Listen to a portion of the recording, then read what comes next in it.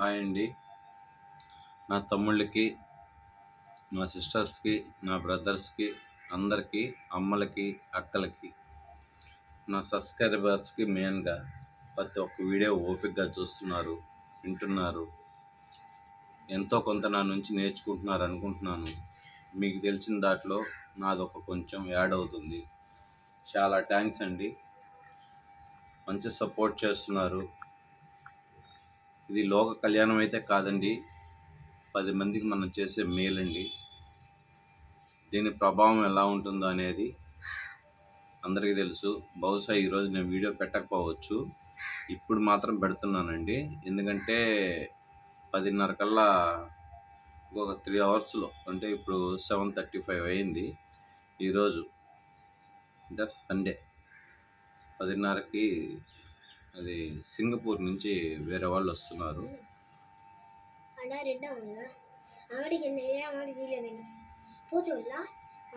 అదే గుడ్డే చెప్తున్నాను. గుడ్డు కన్నేసేసి నాపై చెప్తున్నావు జరిపి కింద పడిపోయిందిరా అంటుంది. మళ్ళీ ఇంకో గుడ్డు అడిగితే ఇయ్యను. నేను చూడమంటే పేపర్తో కొట్టి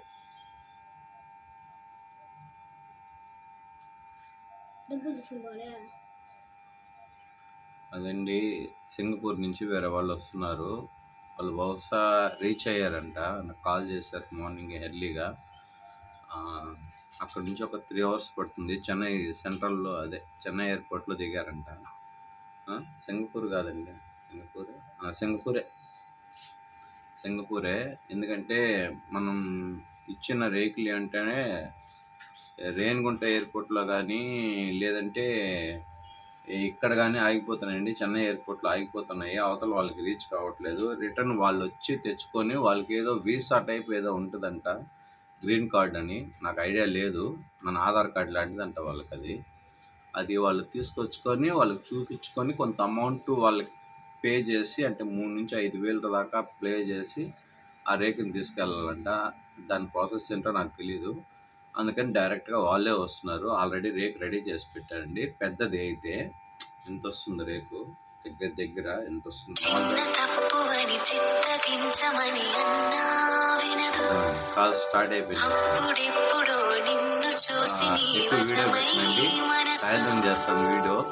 కొంచెం సబ్స్క్రైబ్ పెంచండి, లైక్ షేర్ చేయండి. పక్క వాళ్ళ ఇబ్బందులు అర్థం చేసుకున్నారు చూడండి. మా వాళ్ళు ఈ కాల్ కట్ అయిపోయిందంటే వీడియో కట్ అయిపోద్ది. సరేనా? Thank you friends. సాయంత్రం అయితే వీడియో పెడతాను. వేరే ఫంక్షన్కి వెళ్ళాలి, నేను ఫంక్షన్కి వెళ్ళాలి. ఇట్లా వీళ్ళకి కాడికి వెళ్ళాలి. వీడియో కట్ అవ్వలేదండి. చాలా థ్యాంక్స్. చిన్న ఫంక్షన్ ఉంది, గృహప్రవేశం, దానికి వెళ్ళాలి. అంటే అది పనిగా ముందుగా చెప్పి పెట్టారు. అందుకని వీళ్ళని పంపించేసిన తర్వాత 1 గంటకల్లా వెళ్ళాలి. వాళ్ళు మధ్యాహ్నం నుంచి ముహూర్తం పెట్టుకున్నారు. నేను కుదరదన్నాను ఉదయాన్నే, లేదా తెల్లవారుజామున 4:30కే ముహూర్తం పెట్టుకునేవాళ్ళు. 4:30 దాకా అమ్మవారికి పూజ చేశాను. ఆవాహనగా రేకుని బంధనం చేసినాను. అందువల్ల వాళ్ళు వస్తే ఇచ్చేయాలి కదా రెడీగా. అందుకని 10:30 కల్లా రీచ్ అవుతారని అన్నారు వాళ్ళు. అక్కడి నుంచి కార్లో వస్తున్నారంట. అది కొంచెం హెల్ప్ఫుల్గా ఏంటంటే, మిగతా మీలాగా ఇబ్బంది పడే వాళ్ళకి, మీరు రోజుకి 400, 500 కాల్స్ వస్తున్నాయి నాకు. ఒక్కరి కాడ కూడా ₹1 తీసుకోవట్లేదు కదా. అందరికి ప్రశ్నలకి నేను జవాబు ఇస్తున్నాను కదా. కొంచెం మీరు కూడా చూసి పక్కన వాళ్ళకి సహాయం చేసే విధానంగా ఆలోచించండి. మీ సమస్యలు మీకు ఉంటాయి, ఆ సమస్యలు పక్కన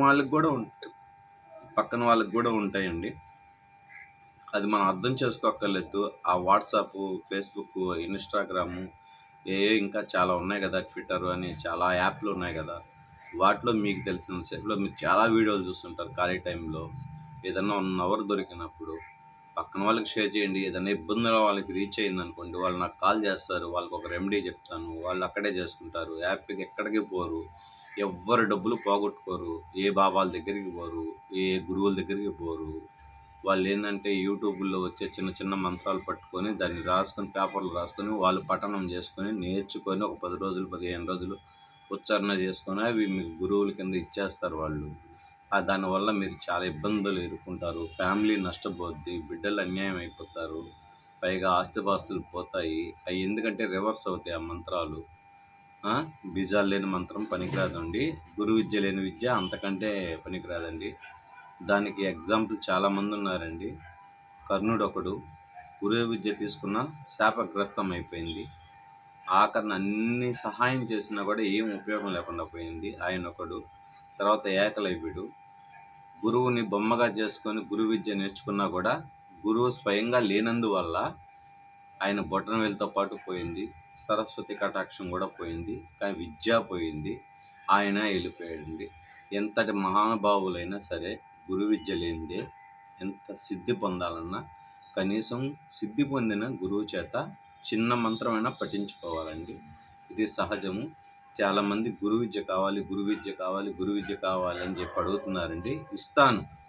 మీరు మంచి పనులకు ఉపయోగిస్తారా, చెడ్డ పనులకు ఉపయోగిస్తారా అనేది నాకు ఇక్కడికి రాగానే మీరు చెప్పక్కర్లేదండి. ఇక్కడ నాకు కర్ణయక్షణ అనే ఒక ఆవిడ ఉంటుంది.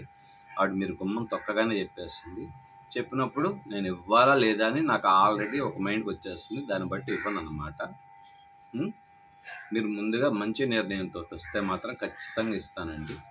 ఎందుకంటే నాకు కావాలి శిష్యులు, నాలాగా 10 మంది చేస్తానంటే ఒప్పుకుంటాను. అది సాయం చేసే వాళ్ళకి మాత్రమే. సారీ అండి, ఈ విషయంలో వరకు ఇంత ఖచ్చితంగా ఎందుకు చెప్తున్నానంటే నేను మంచిని మాత్రమే అడుగుతాను. అందుకే నా యూట్యూబ్ పేరు నేను నా మాట అని మాత్రమే పెట్టానండి. పెట్టుకోవాలంటే ఇంకా రకరకాలుగా పెట్టుకోవచ్చు. చాలామంది చాలా రకాలుగా మంత్రోపదేశము అది ఇది అవి వగేరా వగేరా పెట్టారండి.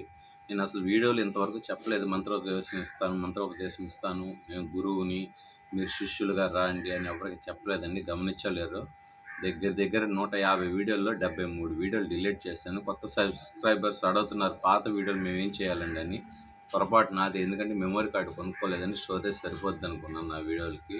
సబ్స్క్రైబర్స్ ఎక్కువ పెరగడం వల్ల, నా పద్ధతి మాట నచ్చడం వల్ల, వాళ్ళు ఒక ఫ్యామిలీ అనుకోవడం వల్ల ప్రస్తుతానికైతే నేను హ్యాపీయే. ఆ డబ్బులు రావాలి యూట్యూబుల్లో ఇవి కాదండి. చూసి ఎంతమంది ఇన్స్పైర్ అవుతున్నారో, ఎంతమంది మంచి వాళ్ళు ఉన్నారో నాకు ఇప్పుడు తెలుస్తుందన్నమాట. నేను చూసిన 5 ఏళ్ల ప్రపంచంలో శ్రీరాముల వారికి అయోధ్య కట్టినప్పుడు ఎంతమందిని చూడగలుగుతున్నానో అంతమంది మంచితనము ఇంకా ఎక్కడొకక్కడ. ఎంత చెడ్డవాడికైనా చెప్పానండి, ఒక వీడియోలో చెప్పాను, వీడు ప్రపంచంలో కల్లా పరమ ఎదవరా అనుకున్నవాడి దాంట్లో కూడా కొంచెము మంచితనం ఉంటుంది. కొంచెం కాదు, 50% ఉంటుంది. అదే అవసరాన్ని బట్టి, అవకాశాన్ని బట్టి వస్తుంది అన్నమాట. ఆపదని బట్టి అది బయట పడదు. వాడు తాగుబోతు కానీ, తిరగబోతు కానీ, దొంగ అయినా సరే అండి, వాడి బుద్ధి వేరే కావచ్చు, మనసు వేరే. అన్నా మీలాగా కొంతమంది అడుగుతున్నారు, అట్లాగా దేవుళ్ళ కాడ ఆరాలు అలా వస్తున్నాయి కదన్నా, ఒక్కోసారి ఒక్కొక్క రకంగా, ఒక్కోసారి నిన్న రౌండ్గా పడిందని చెప్పి కూడా అడిగారు నిన్న శనివారం పూజలో. మొన్న పూజలో రాముల వారి నామాలు పడ్డాయి అన్న, 4 దీపాల మీద 4 నామాలు పడ్డాయి కిందకి పైకి. అంతకుముందు చేసిన ఆరాలో అడ్డంగా పడ్డాయి అందరి దేవతలకి కలిపి అని అడుగుతున్నారండి. అది నేను ఒక్కొక్క దేవతకి చేయనండి, విడివిడిగా చేయను. అందరి దేవతల్ని ఆవాహన చేసుకొని పూజ చేస్తానండి. 3 సార్లు ధూపం ఇస్తానండి. అందువల్ల ఆ శక్తి అనేది ఎక్కువ అవుతుందండి. మీకు క్లారిటీ కావాలంటే అది. క్షుద్ర విద్యల కోసం అయితే నా కాడికి రావద్దండి దయచేసి. మంచి విద్యల కోసం అయితే 10 మందికి సాయపడతానంటే చెప్పండి, ఎంత దూరం నుంచి అన్నా రండి ఓపిక్గా. కావాలంటే మీ ఛార్జీలు కూడా నేనే ఇచ్చి పంపిస్తాను, నా సొంత డబ్బులు. అంతే తప్ప క్షుద్ర విద్యలకు మాత్రం అయితే రావద్దండి. నాకు తెలుసు క్షుద్ర విద్యలు, కానీ నేను చేయనండి. నేను చేయను, దాన్ని ప్రోత్సహించను. కాకపోతే ఎవరైనా ఇబ్బందుల్లో ఉంటే దాన్ని అయితే తిరుగుడు విరుగుడు చేయగలనండి, చేస్తాను. మంచికి అయితే పోతాను, ఎంత దూరమైనా పోతాను అన్నమాట. ఇంకొక 5-6 డేస్లో రాజమండ్రి వెళ్తున్నానండి. అక్కడ కలిసేవాళ్ళు రావులపాలెం వాళ్ళు, ఏలూరు వాళ్ళు, రాజమండ్రి, సామర్లకోట, కాకినాడ, కైకలూరు నుంచి కూడా కాల్స్ వస్తున్నాయండి. అంకివీడు, ఉండి, భీమవరము అట్లాగా కాల్స్ వస్తున్నాయి. అందువల్ల కొంతమందికి కాల్ బిజీ అని వస్తుందండి. మీరేం అనుకోవద్దండి, వీటిని కొంచెం లైట్ తీసుకోండి. మళ్ళీ నేనే కాల్ చేస్తానండి. ఎందుకంటే మీ కుటుంబంలో ఒకరిని అనుకునే ముందు మాట ఎలా చెప్పానో ఆ మాట జీవితకాలం అలాగే ఉంటుందండి. నా ఛానల్ ఉన్నంత వరకు ఉంటుంది ఖచ్చితంగా. మాట తప్పే ప్రసక్తే ఉండదండి. ప్రాణం పోయినా ఈ గొంతులో విశుద్ధ చక్రం ఉన్నంత వరకు, గొంతులో ప్రాణం ఉన్నంత వరకు మాట తప్పనండి. నేను చేసేది చేసుకుంటా పోతా ఉంటానండి. మీకు నచ్చినట్టు మీరు ఉండండి. 10 మందికి సాయం చేయమని కోరుతున్నాను అనుకోండి, పోనీ అడుక్కుంటున్నాను అనుకోండి, ఒక గురువుగా కాదు, మీ ఫ్యామిలీలో ఒకటిగా. ఆస్తులు పంచుకుంటున్నారు, డబ్బు పంచుకుంటున్నారు, ఇల్లు వాకిళ్ళు పంచుకుంటున్నారు, పొలాలు పంచుకుంటున్నారు, కొంచెం మంచితనం కూడా పంచండి. సరేనా? ఒక్కటి అడుగుతున్నాను, సహాయం చేయండి. అంతకంటే ఇంకేం చేయలే. పక్కవాడికి సహాయం చేయండి. మాట సాయం కూడా వద్దని చెప్పాను కదండి. మాట సాయం, చేతి సాయం, నోటు సాయం కూడా వద్దన్నాను కదండి. డబ్బు సాయం కూడా చేయొద్దండి. అన్నదాన సాయం కూడా చేయొద్దండి. కన్యాదానం కూడా చేయొద్దండి. రక్తదానం కూడా చేయొద్దండి.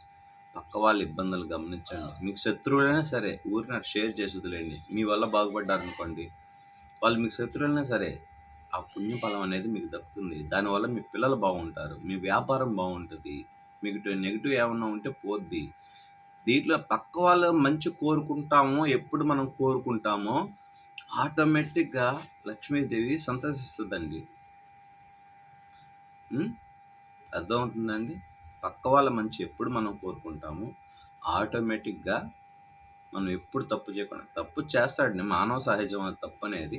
అవి కాదు, ఈ తప్పు చేసినప్పుడు మనం ఏం తప్పు చేసాం అన్నది పక్కన పెట్టేస్తే, పక్క వాళ్ళ సాయం అనేది ఈ తప్పు అనేదాన్ని పాప ఫలంలోకి తీసుకుంటుంది. మనం చేసిన సహాయం పుణ్యఫలంలోకి తీసుకుంటుంది. తప్పు అంటే మనిషి ఒకసారి చేస్తాడు, 2 సార్లు చేస్తాడు, 3 సార్లు చేస్తాడు, లేక 10 సార్లు చేస్తాడు. కానీ మీరు పంపించేవాళ్ళు ఒక 50 మంది, 20 మంది, 30 మంది చూసారనుకోండి, 10 కంటే 20 ఎక్కువ కదండి. 10 కంటే 30 ఎక్కువ కదా, 10 కంటే 50 ఎక్కువ కదా. అంటే పాప ఫలం తగ్గుతుంది, పుణ్యఫలం పెరుగుతుంది. అప్పుడు మీ ఇంట్లో ఎటువంటి సమస్య ఉండదు.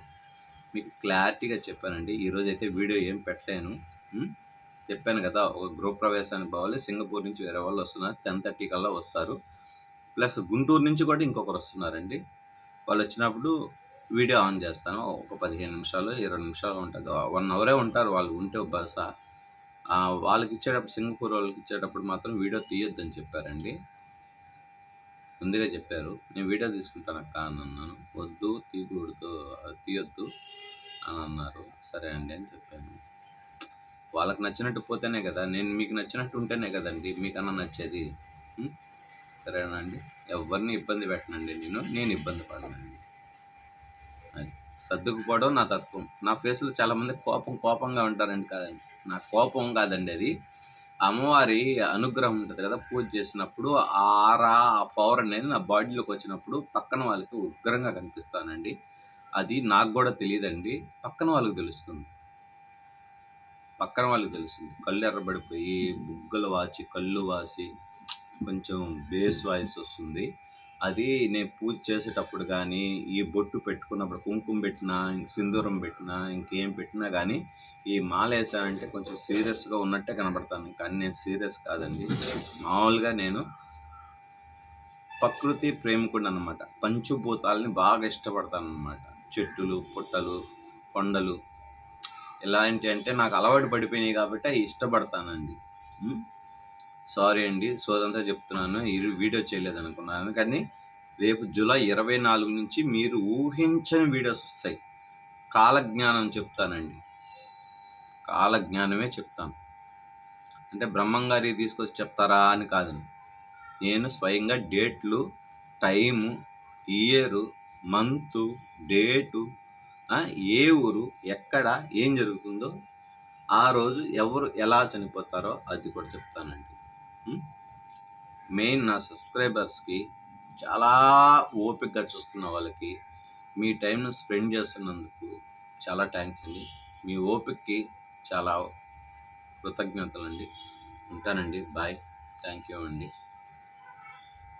సర్వే జన సుఖినో భవంతు. అందరూ బాగుండాలి.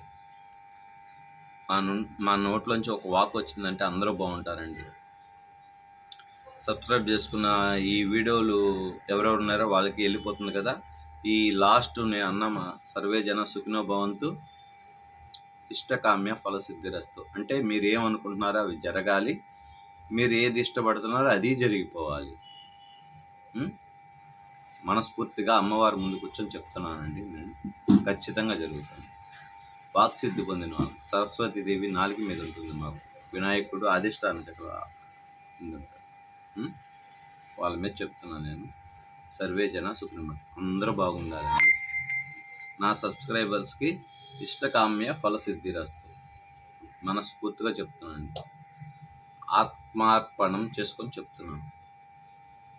నమ శివాయ శివాయ నమ శివాయ రుద్రాయ. ఉంటానండి.